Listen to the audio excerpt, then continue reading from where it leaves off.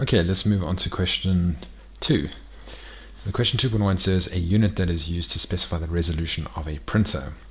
Now I know that printer's resolution is measured in dots per inch. So I'm just going to highlight it here I'll highlight the text for you. That is J, DPI. So 2.1 is DP is J.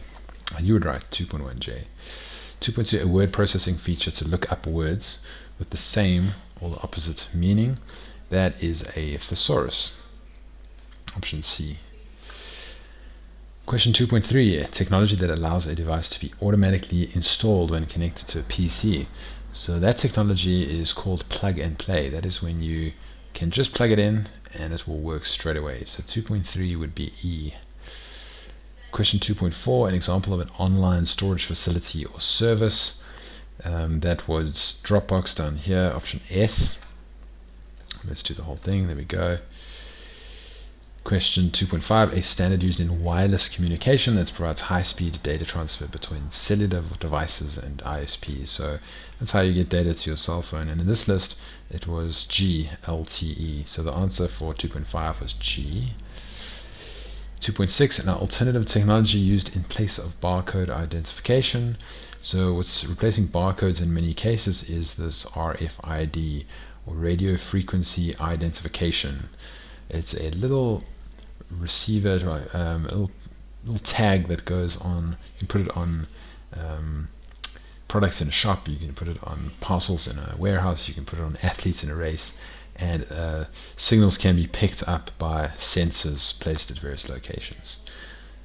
So it replaces the need for you to actually scan everything with a barcode. You don't need to physically see it, you can just move it past the sensor.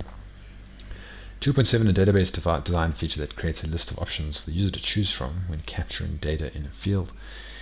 So that's, for example, in a database, if you're saying which province are you from, and you'd list all our provinces. Now, in a database, the tool we use to create that is a lookup wizard, which lets you specify or select from a table what values you actually want the user to be able to choose from. Question 2.8, a standard that allows devices to connect wirelessly by touching them to each other, or bringing them at least into close proximity.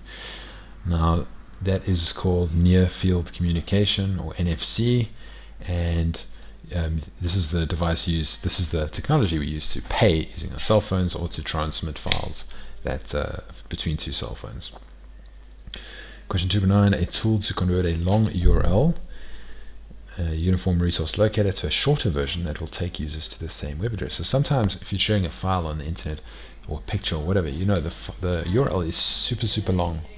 The URL is super long, and you sometimes want to shorten that because some people might have to type that in. You want it to be easy, and the way you do that is with a URL shortener, which is option A. And the URL shortener lets you paste in your long URL, and it provides you a shorter URL which takes you to the same address. The last question, memory that does not lose its content when the computer is switched off. There are lots of options for this, and it's quite easy to be confused, but the answer to this is your read-only memory, your ROM. Okay, because your ROM, your read-only memory, never gets removed even when the power is turned off. So there are options here like your DIMM and your RAM, which actually are volatile and will be cleared when the computer goes off. So it's not those, it is your your ROM. Great, we'll see you next time.